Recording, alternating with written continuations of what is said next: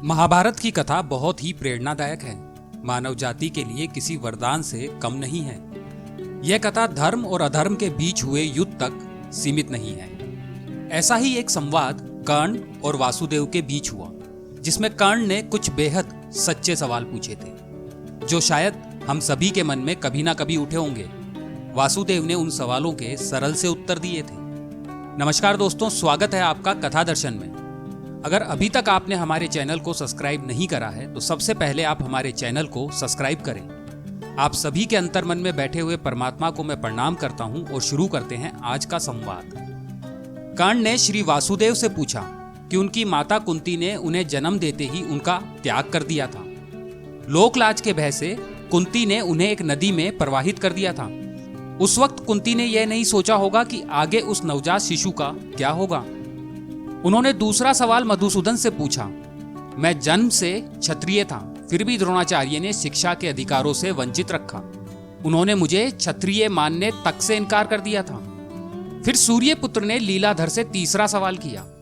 उन्होंने कहा, दुर्भाग्य से एक बार उनसे गोवध हो गया था।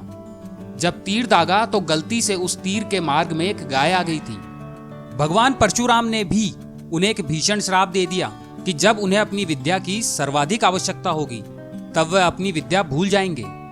उन्होंने मुरलीधर से अपना चौथा सवाल किया। उन्होंने कहा कि द्रौपदी ने स्वयंवर में भरी सभा में सबके सामने उन्हें अपमानित किया, क्योंकि वो कुलीन राजघराने के राजा नहीं थे। क्या समाज में योग्यता और परिश्रम का कोई मूल्य नहीं है? दानवीर कर्ण ने माधव से अपना पांचवा सवाल किया।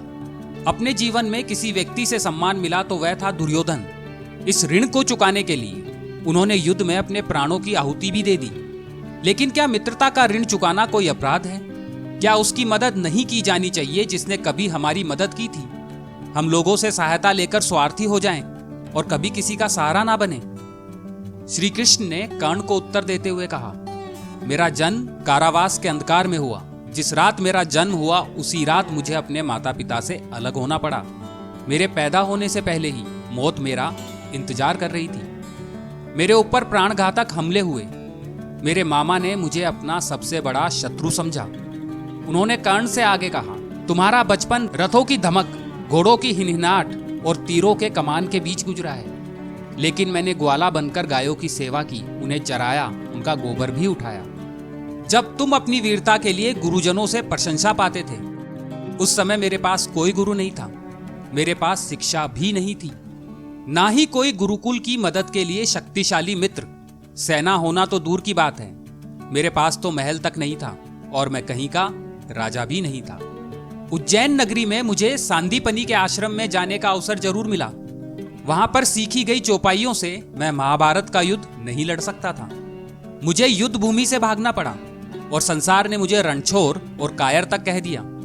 उन्होंने आगे कहा कि तुम्हारी बात बिल्कुल सही है। तुमने द्रौपदी का स्वयंवर नहीं जीता, परंतु फिर भी तुमने अपनी पसंद की लड़की से विवाह किया। इसके ठीक विपरीत मेरे जितने भी विवाह हुए वह सभी राजनीतिक कारणों से हुए। उनमें वे सभी स्त्रियां सम्मिलित है जिन्हें मैंने राक्षसों से बचाया था। मुझे तो उसे ही छोड़ना पड़ा जो मेरी आत्मा में बसती थी। अंततः मेरा प्रेम अधूरा ही रहा। उन्होंने कहा, यदि दुर्योधन युद्ध जीत जाता तो विजय का श्रेय तुम्हें ही मिलता, लेकिन धर्मराज युधिष्ठिर की जीत का श्रेय केवल अर्जुन को मिला और कौरवों ने मुझे अपनी हार के लिए उत्तरदायी ठहराया। हर किसी को जिंदगी चुनौतियां देती है। जिंदगी किसी के साथ भी न्याय नहीं करती, लेकिन सत्य धर्म क्या है यह तुम जानते हो। महत्व इस बात का है कि तुम उस संकट का सामना कैसे करते हो। इसका मतलब यह नहीं होता कि तुम्हें अधर्म के पथ पर चलने की अनुमति है। अगर आपको यह कहानी अच्छी लगी तो आप इसे लाइक करें, अपने दोस्तों और परिवार के साथ शेयर करें, कमेंट करके हमें बताएं। और हाँ, सबसे अंतिम और जरूरी बात, हमारे चैनल को अभी सब्सक्राइब करें।